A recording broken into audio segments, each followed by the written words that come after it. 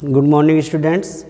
जैसा कि आप लोगों ने कल प्रेजेंट टेंस के बारे में पूरा पढ़ा और आज हम आप लोगों को पढ़ाएंगे पास्ट टेंस। जैसा कि कल आप लोगों ने देखा कि प्रेजेंट टेंस के 4 पार्ट होते हैं: present indefinite tense, present continuous tense, present perfect tense और प्रेजेंट परफेक्ट कॉन्टिन्यूअस टेंस। सबके अलग अलग पहचान, अलग अलग बनाने के नियम होते हैं। उसी प्रकार आज हम आप लोगों को पास्ट टेंस के बारे में बताएंगे। पास्ट टेंस के भी 4 पार्ट होते हैं।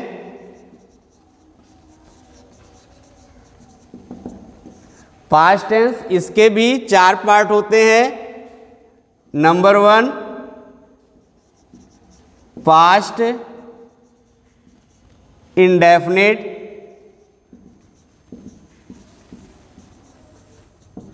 Tense, number 2 past continuous, number 3 past perfect tense और नंबर 4 पास्ट परफेक्ट कॉन्टिन्यूअस।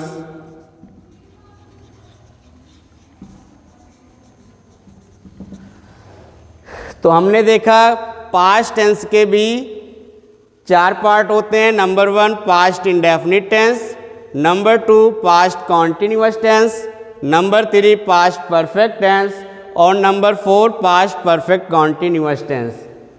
तो आज हम सबसे पहले पास्ट इंडेफिनिट टेंस के बारे में जानेंगे। पास्ट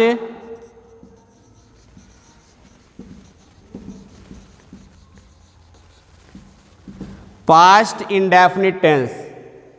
तो स्टूडेंट्स, आप लोग कैसे पहचानेंगे कि ये हमारा दिया गया वाक्य किस टेंस में है? इसलिए हम आप लोगों को सबसे पहले पास्ट इंडेफिनिट टेंस की पहचान बताते हैं कि आइडेंटिफाई कैसे करेंगे कि हमारा दिया गया टेंस किस टेंस में है, ये दिया गया हमारा वाक्य किस टेंस में है।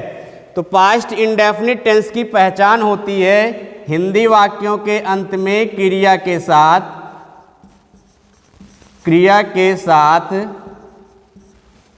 ता था, ती थी, ते थे आदि शब्द आते हैं। हिंदी वाक्यों के अंत में क्रिया के साथ ता था, ती थी, ते थे आदि शब्द आते हैं। जैसे इसके पहले हमने देखा था प्रेजेंट इंडेफिनिट टेंस में भी ता, ती, ते आदि शब्द आते थे, लेकिन वहाँ पर ता है, ती है, ते हैं, ता हूँ, ते हो आदि शब्द आते थे। लेकिन पास्ट इंडेफिनिट टेंस में ता था, ती थी, ते थे आदि शब्द आएंगे। जैसे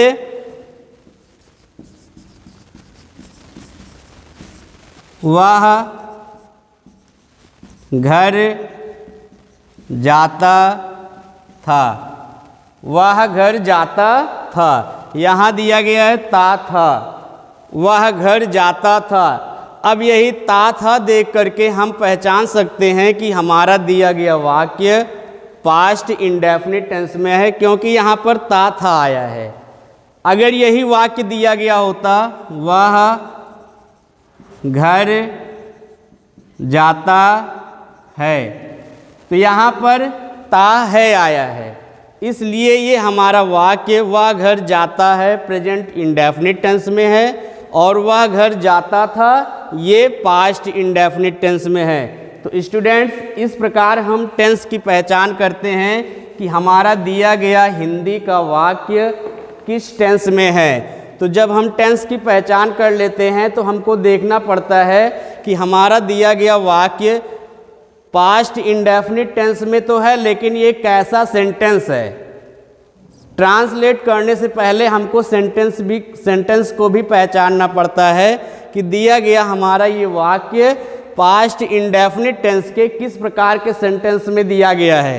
तो जैसे सेंटेंस में भी आप लोगों ने प्रेजेंट टेंस में पढ़ा था कि सेंटेंस जो होता है पॉजिटिव, नेगेटिव, इंटेरोगेटिव और इंटेरोगेटिव नेगेटिव, 4 टाइप्स के सेंटेंस आप लोगों ने पढ़ा था। उसी प्रकार पास्ट इंडेफिनिट टेंस के भी 4 टाइप्स के सेंटेंस बनते हैं। तो सबसे पहले हम आप लोगों को पॉजिटिव सेंटेंस बताते हैं, जिसको सिंपल सेंटेंस भी कहते हैं।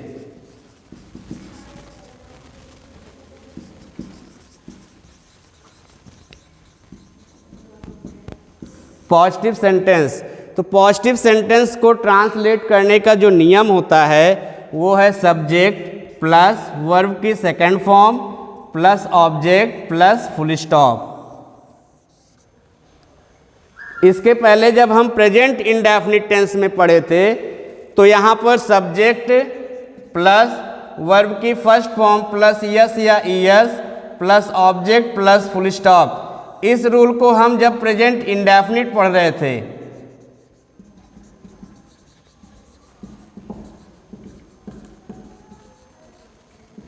जब हम प्रेजेंट इंडेफिनिट में पढ़े थे तो वहाँ पर सब्जेक्ट फिर वर्ब की फर्स्ट फॉर्म फिर उसमें यस या ईएस फिर ऑब्जेक्ट फिर फुल स्टॉप का प्रयोग करते थे।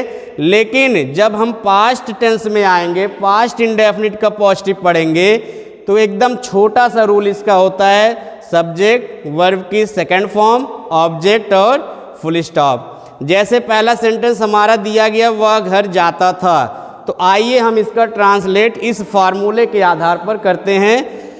वह घर जाता था, सबसे पहले ट्रांसलेट के लिए हमें मिला है सब्जेक्ट। क्या लिखना है हमें? सब्जेक्ट। अब यहाँ पर सब्जेक्ट क्या है, कैसे पहचानेंगे हम इसकी सब्जेक्ट कौन है?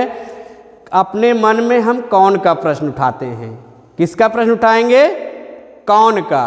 तो जब हम अपने मन में कौन का प्रश्न उठाएंगे तो जो हमें उत्तर मिलेगा वही हमारा जो है सब्जेक्ट होता है। जैसे कौन घर जाता था, वह घर जाता था। तो जब हम अपने मन में कौन का प्रश्न उठाएंगे तो हमें उत्तर मिल रहा है वह, तो तुरंत हम जान लेंगे कि सब्जेक्ट यहाँ पर जो दिया गया है वह।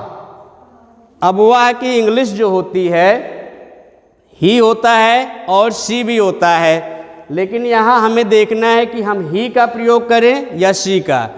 वह घर जाता था, घर जाने वाला अगर कोई लड़का रहेगा तो हम ही का प्रयोग करेंगे, और घर जाने वाला अगर कोई लड़की है तो हम वहाँ पर शी का प्रयोग करेंगे।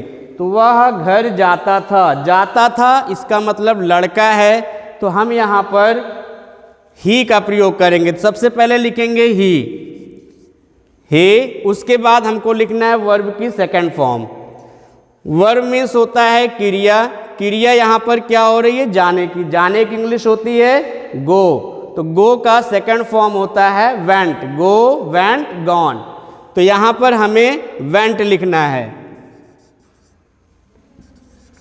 वेंट। और हम इसके पहले आपको बताए थे कि अगर एक स्थान से दूसरे स्थान को जाया जाता है तो हम टू का प्रयोग करते हैं। तो ही वेंट टू होम,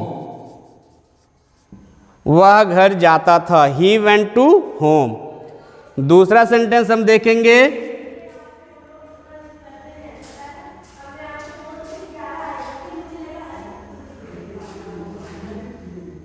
वह पानी पीती थी, वह पानी पीती थी। दूसरा सेंटेंस हमारा है वह पानी पीती थी। तो अब इसको भी यहाँ पर भी लास्ट में दिया गया है ती थी को देखकर हम तुरंत जान लेंगे कि ये दिया गया हमारा सेंटेंस पास्ट इंडेफिनिट टेंस में है। अगर हम टेंस की पहचान कर लिए कि वाक्य हमारा जो दिया गया है किस टेंस में है, इसको जब हम पहचान लेते हैं तो हम आ जाते हैं तुरंत सेंटेंस पे कि ये उस टेंस का कैसा सेंटेंस है। तो वह पानी पीती थी, सिंपल सेंटेंस है। तो अब जब सिंपल सेंटेंस हमको पता चल गया कि ये पॉजिटिव सेंटेंस या सिंपल सेंटेंस है, तो हमको उसके रूल पे आना चाहिए कि उसका रूल क्या होता है ट्रांसलेट करने का। सब्जेक्ट वर्ब की सेकंड फॉर्म ऑब्जेक्ट और फुल स्टॉप। तो यहाँ सब्जेक्ट क्या दिया गया है, अभी मैंने बताया था कि आप अपने मन में कौन का प्रश्न उठाकर सेंटेंस को पूरा करेंगे, तो कौन के स्थान पर जो हमें उत्तर मिलेगा वही हमारा सब्जेक्ट है। वह पानी पीती थी, कौन पानी पीती थी, वह, तो सब्जेक्ट हमको मिल गया वह। यहाँ पर अब हमको देखना है वह जो दिया गया है लड़का के लिए दिया गया है या लड़की के लिए दिया गया है। वह पानी पीती थी, यहाँ थी इसका मतलब लड़की है, तो लड़की के लिए वह की इंग्लिश हम लिखते हैं सी, तो ये हो जाएगा शी, सब्जेक्ट हो गया हमारा शी। उसके बाद वर्ब की सेकंड फॉर्म, वर्ब यहाँ पर हो रहा है क्रिया, क्रिया क्या हो रही है, पीने की, तो पीने की इंग्लिश होती है ड्रिंक, ड्रिंक का सेकंड फॉर्म होता है ड्रैंक, ड्रिंक, ड्रैंक, ड्रंक, तो यहां हम लिखेंगे ड्रैंक। शी ड्रैंक, क्या पीती थी, पानी पीती थी, तो she drank water, she drank water. तो आप लोगों को पास्ट इंडेफिनिट टेंस का पॉजिटिव सेंटेंस अगर समझ में आ गया है, तो दूसरा सेंटेंस इसका होता है negative sentence. Negative sentence, negative sentence का मतलब होता है नकारात्मक वाक्य, ऐसा वाक्य जिसमें नहीं का प्रयोग कर दिया जाता है, वो नेगेटिव सेंटेंस है। तो पास्ट इंडेफिनिट टेंस का नेगेटिव सेंटेंस जो रूल होता है ट्रांसलेट करने का, वो है subject plus did plus not plus verb की first form plus object plus full stop. ये हमारा पास्ट इंडेफिनिट टेंस का नेगेटिव सेंटेंस ट्रांसलेट करने का रूल होता है। Subject plus did plus not plus verb की first form plus object plus full stop. अब एक चीज़ हमको ध्यान देना है कि जब हम डिड का प्रयोग कर देंगे तो हमें वर्ब की फर्स्ट फॉर्म का प्रयोग करना है, ना कि सेकंड फॉर्म का। इसके पहले जब हम पॉजिटिव में पढ़े थे पास्ट इंडेफिनिट के, तो सब्जेक्ट के बाद वर्ब की सेकंड फॉर्म का प्रयोग किया गया था, लेकिन जब हम डिड का प्रयोग कर देंगे तो हम वर्ब की फर्स्ट फॉर्म का प्रयोग करेंगे। जैसे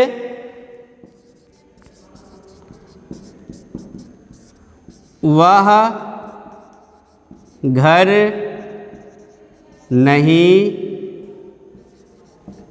जाता था, वह घर नहीं जाता था। तो स्टूडेंट यहाँ पर देखिएगा कि ता था, क्या आया है, ता था। तो इस ता था से हम पहचान लेंगे कि हमारा दिया गया वाक्य पास्ट इंडेफिनिट टेंस में है। कैसा टेंस, पास्ट इंडेफिनिट टेंस। और पास्ट इंडेफिनिट टेंस जब हम पहचान लेंगे तो यहाँ पर नहीं दिया गया है, क्या दिया गया है, वह घर नहीं जाता था, नहीं शब्द का प्रयोग कर दिया गया, तो ये पास्ट इंडेफिनिट टेंस का नेगेटिव सेंटेंस है। कैसा सेंटेंस बन रहा है ये, पास्ट इंडेफिनिट टेंस का negative sentence.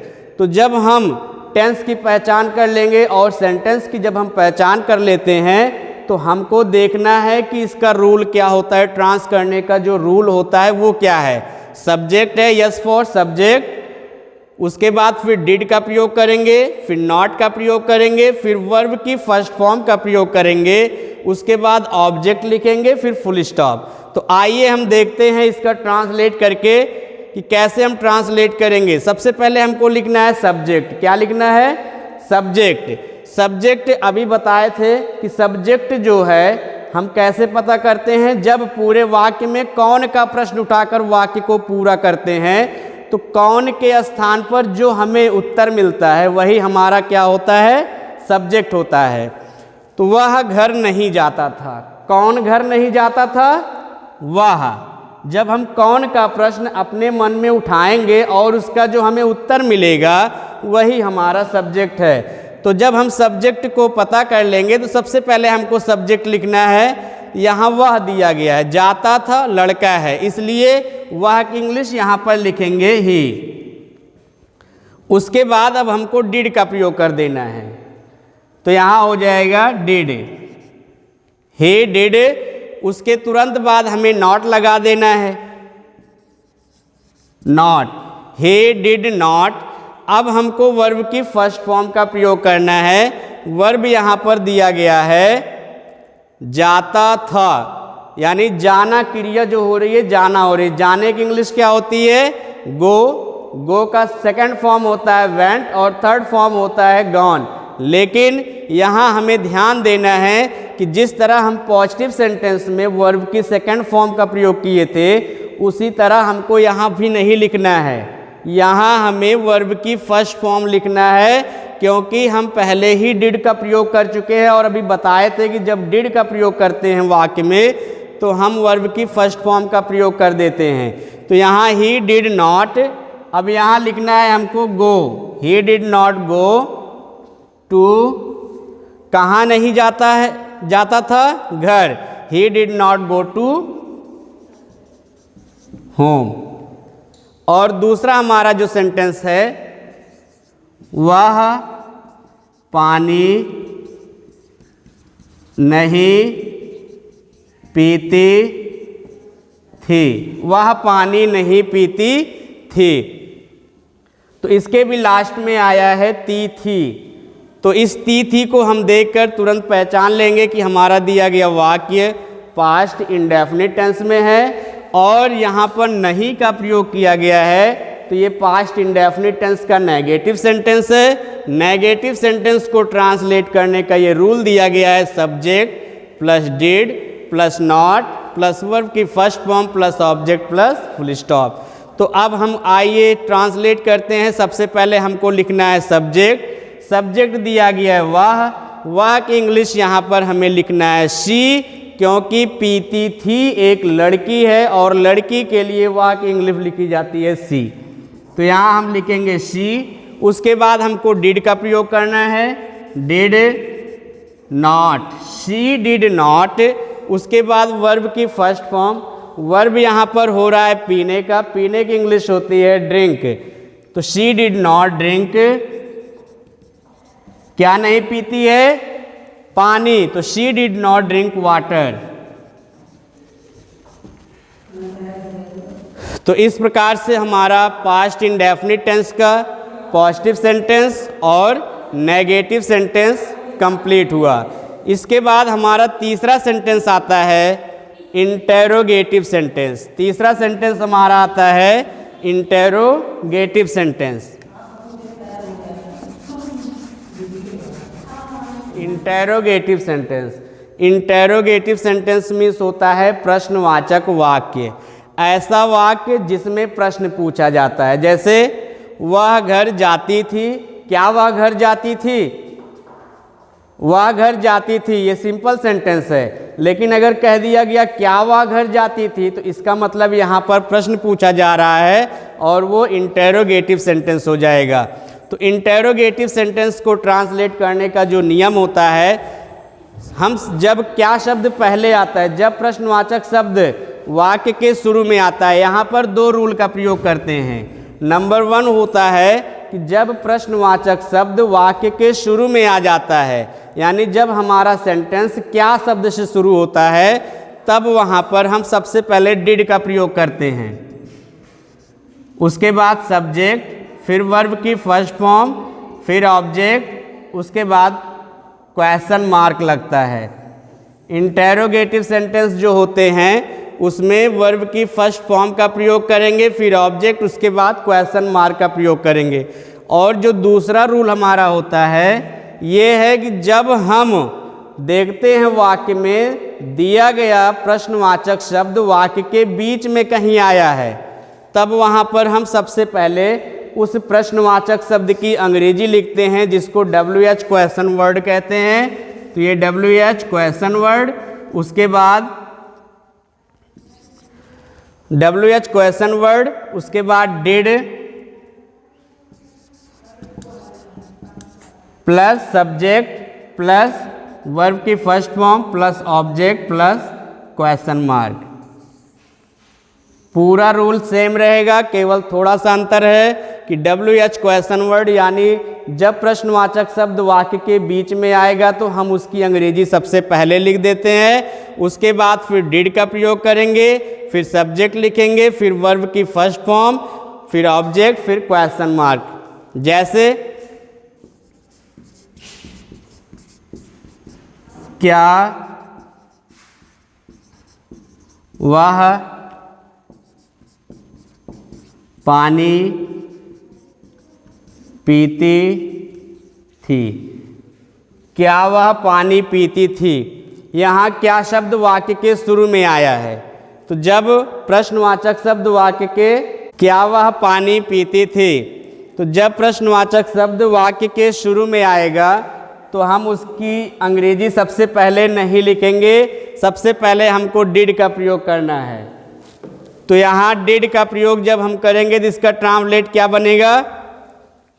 Did she, did उसके बाद सब्जेक्ट, सब्जेक्ट यहाँ पर दिया गया है वह का प्रयोग लड़की के लिए किया गया है, इसलिए यहाँ पर हम शी लिखेंगे।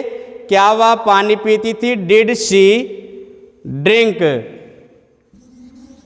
पीने की इंग्लिश होगी ड्रिंक। उसके बाद हमको ऑब्जेक्ट लिखना है, ऑब्जेक्ट दिया गया है पानी, क्या पीती थी? पानी।